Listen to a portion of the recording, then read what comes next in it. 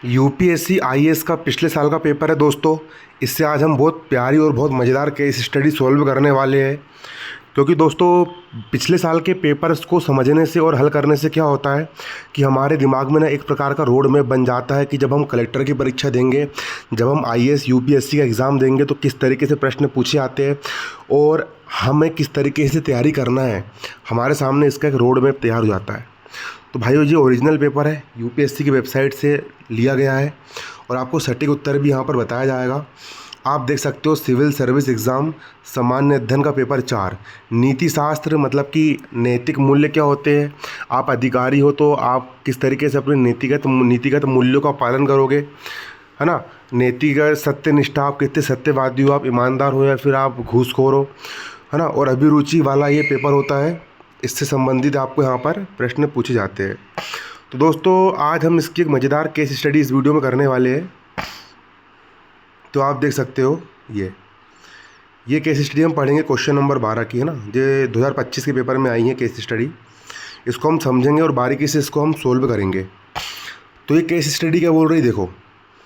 अशोक जो है पूर्वोत्तर राज्य के एक सीमावर्ती जिले के मंडल आयुक्त है। अशोक पूर्वोत्तर राज्य, जो भारत देश है, ये हो गया पूर्व, ये हो गया उत्तर दिशा। पूर्वोत्तर मतलब इस दिशा, मतलब कि बांग्लादेश से लगी हुई दिशा के सीमावर्ती जिला मतलब कि ये भारत की बॉर्डर है, ये भारत के ज़िले के वो मंडल आयुक्त है और यहाँ से लगी है दूसरे देश की ज़िला, जैसे कि यहाँ पर बांग्लादेश की ज़िला सीमा लगी हुई है, बांग्लादेश की बॉर्डर है, ठीक है। कुछ वर्ष पहले सेना ने निर्वाचित नागरिक सरकार को उखाड़ फेंकने के बाद पड़ोसी देश पर कब्जा कर लिया था।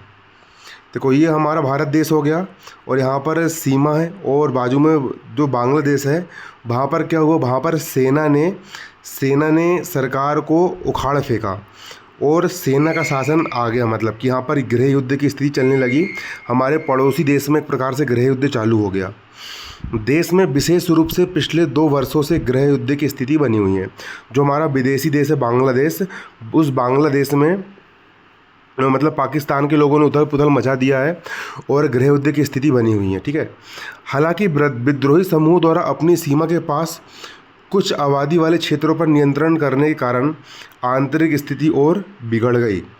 अब जो विदेश था बांग्लादेश, जहाँ पर सेना लगी हुई है, यहाँ की सेना ने क्या किया कि मतलब कि सैन्य शासन लगाया, तो यहाँ की स्थिति क्या हो गई, थोड़ी बिगड़ गई थी। सैन्य और विद्रोही समूह के बीच तीव्र संघर्ष के कारण हाल के दिनों में नागरिक हताहतों की संख्या कई गुना वृद्धि हुई। अब जो हमारा पड़ोसी देश जो बांग्लादेश है, वहाँ पर सेना के जवानों, है ना, और वहाँ के जो मुस्लिम लोग हैं उनके बीच क्या हो रही है, लड़ाई झगड़ा मारपीट यहाँ पर हो रही है। वहाँ पर रहने वाले जिस किसी भी जात धर्म के लोग हैं, मतलब कि वहाँ पर मारा पीटी उनके बीच में हो रही है और नागरिक लोग को हताहत हो रहा है, मतलब कि नुकसान पहुँच रहा है। अब इसी बीच क्या हुआ, अशोक कौन है, मंडल आयुक्त है, मतलब कि आप अफसर बन करके मंडल आयुक्त बन गए हो। एक रात सीमा चौकी पर तैनात पुलिस ने सूचना मिली, लगभग 200 से 250 लोग, जिनमें मुख्य रूप से महिलाएं और बच्चे हैं, सीमा पार करके हमारी सीमा में आने की कोशिश कर रहा है। अब भैया ये अपनी देश की बॉर्डर है और इधर बांग्लादेश है, इधर अपना भारत है, और तुम यहाँ के भाई अफसर हो और तुमको यहाँ के पुलिस वाले ने फ़ोन लगाया कि भैया 200 से 250 लोग ऐसे हैं जो बांग्लादेश की बॉर्डर पार करके अपने भारत देश में घुसने का प्रयास कर रहा है ना, और वो लोग कौन है, वो महिलाएं हैं और बच्चे हैं, ठीक है ना, और महिलाएं और बच्चे हैं। इस समूह में सैन्य वर्दीधारी हथियार के लगभग 10 सैनिक शामिल है और इसमें लगभग 10 सैनिक लोग भी आना चाह रहा है। 10 सैनिक लोग भी मतलब कि भारत देश में शरण लेना चाह रहा है, भारत देश में घुसने का प्रयास कर रहा है। महिलाएं और बच्चे रो रहे हैं और भाई इधर के लोग बहुत रो रहे हैं, छोटे छोटे बच्चे हैं, बेचारी महिलाएं हैं, बहुत रो रही है और मदद की भीख मांग रहे हैं कि प्लीज़ हमारी मदद कर लो, हम मर जाएंगे, रो रहे हैं, गा रहे हैं, हमारी मदद करो, हमको शरण दे दो, हमारी मदद करो, है ना, ठीक है। उनमें से कुछ घायल है, बहुत ज़्यादा खून बह रहा है, उन्हें तुरंत चिकित्सा की ज़रूरत है। कि भाई उनको इलाज नहीं मिला तो वो मर भी सकते हैं। अशोक ने राज्य के गृह सचिव से संपर्क करने का प्रयास किया। अब अशोक ने क्या किया, राज्य के जो गृह सचिव है उनसे संपर्क करने का प्रयास किया, लेकिन ख़राब मौसम होने के कारण, ख़राब कनेक्टिविटी कारण वो उसमें असफल रहे। अब पूरी जिम्मेदारी आ गई अशोक के ऊपर। अब भाई इधर है बांग्लादेश, इधर है विदेश, और विदेश से कुछ लोग हमारे देश के अंदर घुसने का प्रयास कर रहे हैं। अब तुम हो वहाँ के कमिश्नर, अब तुम्हारे ऊपर डिपेंड करता है कि उनको आने देना है या नहीं आने देना है। ऊपर से भाई वो महिलाएं और छोटे छोटे बच्चे हैं, है ना, और आतंकवादी नहीं है भाई, वो महिलाएं हैं और बच्चे हैं, और तुमसे रो रहा है, गा रहा है, भीख मांग रहा है कि हमारी मदद करो, और छोटे छोटे बच्चों के मुंह से खून निकल रहा है, और वो तुमसे दया की भीख मांग रहा है, गिड़गिड़ा रहा है तुम्हारे आगे कि हमको शरण दे दो प्लीज़ प्लीज़ प्लीज़। अब यूपीएससी की परीक्षा में ये प्रश्न तुमसे इसलिए पूछा गया है भाई, क्योंकि यूपीएससी वाले जानना चाहते हैं कि तुम क्या करोगे। अब यहाँ पर तुम धर्म संकट में फंस गए हो एक प्रकार से। अगर एक प्रकार तुमने उनको आने के लिए दिया, है ना, तो एक प्रकार से भाई ये देश तो आने दिया और तुमने उनको इलाज करवाया, तो एक प्रकार से भाई वो बॉर्डर पार करके इधर घुसेंगे भाई, तो उसमें एक प्रकार से भाई राष्ट्रहित की दिक्कत बनेगी। और मान चलो अगर तुमने उनको नहीं आने दिया तो भाई वो उसी बॉर्डर पर भाई तड़प तड़प करके रो रो करके भाई मर जाएंगे। तो इससे एक प्रकार से भाई तुम्हारा नैतिक मूल्य का क्या हुआ, मानवता का क्या हुआ। तो यहाँ पर सीधे सीधे ये जो प्रश्न है, यहाँ पर दो प्रकार का धर्म संकट है।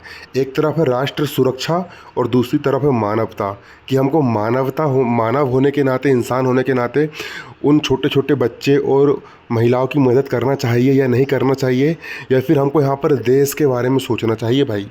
तो इस तरीके से यहाँ पर ये केस स्टडी हमारे सामने बन करके आई है ना। अब प्रश्न देख सकते हो, प्रश्न यहाँ पर क्या बोल रहा है, इस स्थिति से निपटने के लिए अशोक के पास क्या क्या ऑप्शंस है।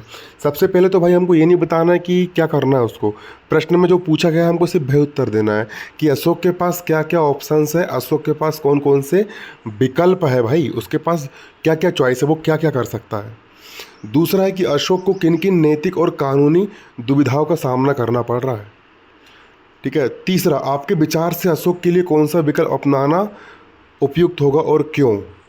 वर्तमान स्थिति में वर्दीधारी सैनिक के साथ व्यवहार करते हुए सीमा सुरक्षा पुलिस द्वारा क्या अतिरिक्त एहतियाती उपाय किए जाने चाहिए। भाई तुम इस कंडीशन में तो तुम क्या कर सकते हो, और तुमको चारों के उत्तर देना है भाई। ठीक है ना भाई। तो यूपीएससी के हिसाब से भाई अब आप खुद सोच करके देखो भाई क्या कर सकते हो आप। ठीक है ना। तो इस पर थोड़ा आप चिंतन करो, थोड़ा मनन करो। अब इसका हम जानने वाले कि इसका यूपीएससी के हिसाब से इसका सही आंसर क्या होना चाहिए भाई। ये देखो भाई, ऐसी स्थिति बन रही है कि ये बॉर्डर है और ये तुम हो, अशोक है ना। अब ये विदेशी लोग बेचारे रो रहा है, गा रहा है, बूढ़े बुजुर्ग है, ये अंदर आना चाह रहा है। अब तुम्हारे ऊपर डिपेंड करता है कि दूसरे देश वाले पाकिस्तानी बांग्लादेश को अंदर आने देना चाहिए या नहीं आने देना चाहिए, क्योंकि भाई ये बेचारे इंसान है भाई। यहाँ मानवता और राष्ट्र सुरक्षा के बीच कड़ी टक्कर है ना।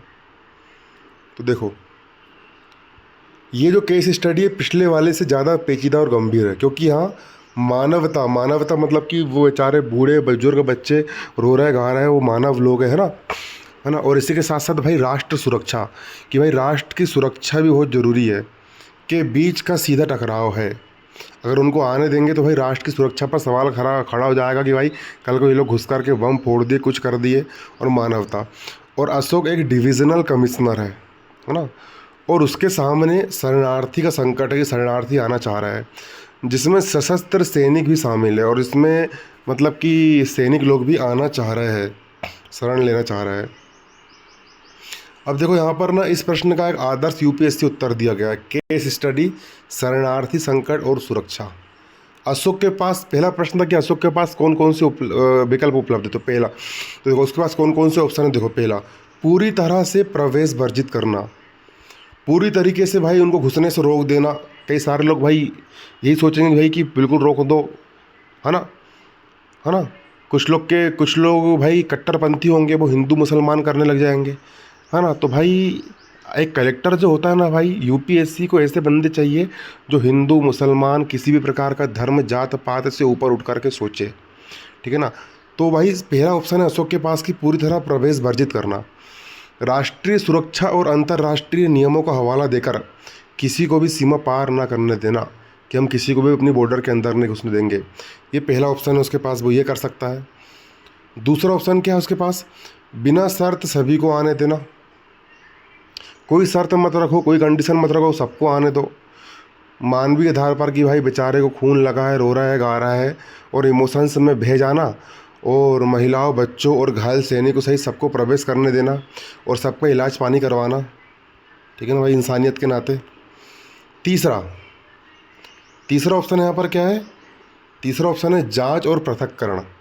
महिलाओं, बच्चों और घायलों को मानवीय आधार पर, भाई इंसानियत के नाते, अस्थायी शरण देना। हमेशा के लिए शरण नहीं देना, अस्थायी शरण देना और चिकित्सा देना। जबकि जो सैनिक लोग हैं उनको निशस्त्र करना, मतलब कि उनको बोलना कि तुम्हारे पूरे हथियार नीचे रखो, और उनको हिरासत में लेना, और उनकी कड़ी सुरक्षा जांच करना, उनकी पूरी तरीके से सुरक्षा जांच करना कि घुसपैठी तो नहीं है, हमारे देश को कुछ बुरा करने तो नहीं आए हैं। अब अशोक के सामने नैतिक दुविधा और क्या क्या कानून है, देखो समझो। पहला है मानवता बनाम सुरक्षा, मरते हुए लोगों की जान बचाना भी है उसको, और बनाम हथियारबंद विदेशी सेना से देश की सुरक्षा भी सुनिश्चित करना है। दूसरा अंतर्राष्ट्रीय दायित्व, शरणार्थियों को सुरक्षा देने का नैतिक दायित्व। भाई कोई शरण मांग रहा है तो भाई शरण देने का नैतिक दायित्व, और घुसपैठियों को रोकने का कानूनी दायित्व। अगला आदेश की अनुपस्थिति, भाई अब गृह सचिव से संपर्क नहीं हो पा रहा है उसका, ठीक है ना, इस कारण स्वयं निर्णय लेने की उसके ऊपर जिम्मेदारी आ गई है कि अब निर्णय उसी को लेना पड़ेगा। अब सबसे उपयुक्त विचार, देखो भाई हर इंसान का अपना अपना तरीका होता है, लेकिन यहाँ पर अब एक तरीका बताया गया है। मेरे विचार से विकल्प 3 जांच और पृथक्करण सबसे उपयुक्त है। अब क्यों, देखो उसका कारण समझो। मानवीय जीवन का मूल्य, महिला और बच्चों को गंभीर चोटें हैं, उन्हें चिकित्सा ना देना नैतिक रूप से गलत होगा। वसुधैव कुटुंबकम, हाँ, के भारतीय संस्कार यहाँ लागू होते हैं। हमारा भारत देश, भाई यही तो परीक्षा है नैतिकता की। भाई तुमको नैतिकता की परीक्षा है ना, कि भाई अपना अपना भारत देश बोलता है वसुधैव कुटुंबकम, कि हर व्यक्ति हमारा भाई बहन है, पृथ्वी पर निवास करने वाला हर इंसान। तो इंसानियत के नाते भाई, है ना, मरते को पानी पिलाओ भाई, इसलिए मतलब कि उनकी हेल्प करो। दूसरा, सुरक्षा से समझौता नहीं। 10 सैनिकों को सीधे प्रवेश देना देश के लिए खतरा हो सकता है। उन्हें निशस्त्र करना, उनके पूरे हथियार छीन लेना, और पुलिस की निगरानी में रखना, और कानूनी सुरक्षा सुनिश्चित करना है। ठीक है ना भाई। अब विवेकपूर्ण निर्णय, एक अधिकारी को संकट के समय भावुक होने के बजाय व्यवहारिक होना चाहिए। ठीक है ना। अब वर्दीधारी सैनिकों के लिए अतिरिक्त एहतियाती उपाय, जो प्रश्न में पूछा गया था, क्या क्या होना चाहिए। पहला, निशस्त्रीकरण, प्रवेश से पहले उनके सभी हथियार और संचार उपकरण, रेडियो फ़ोन जब्त कर लिए जाने चाहिए। कड़ी पहचान, उनके आईडी कार्ड, रैंक और देश की सेना में उनकी गहन जांच होना चाहिए कि भाई ये विद्रोही तो नहीं है करके। पृथक हिरासत, उन्हें आम नागरिकों से अलग सुरक्षित कैंप में रखा जाना चाहिए ताकि वे स्थानीय आबादी को भड़का ना सके। अगला है खुफिया जानकारी, जैसे ही मौसम ठीक हो तो तुरंत उच्च अधिकारी और खुफिया एजेंसी जैसे कि इंटेलिजेंस ब्यूरो या फिर रा हो गया को सूचना देकर के उन्हें सौंप देना चाहिए। अशोक को कठोर दिमाग लेकिन कोमल दिल के साथ काम करना होगा, तो उससे घायलों की जान भी बचानी है और यह भी सुनिश्चित करना है कि सीमा की संप्रभुता का उल्लंघन ना हो। तो भाई ये थी अपनी केस स्टडी। आपको कैसा लगा भाई। यूपीएससी के अपन पूरे के पूरे पेपर देखेंगे, एनसीईआरटी भी पढ़ेंगे, सारी की सारी तैयारी करेंगे भाई। ठीक है, बिल्कुल तैयारी करना है भाई, तो चैनल सब्सक्राइब कर लो। धन्यवाद। जय हिंद, जय भारत।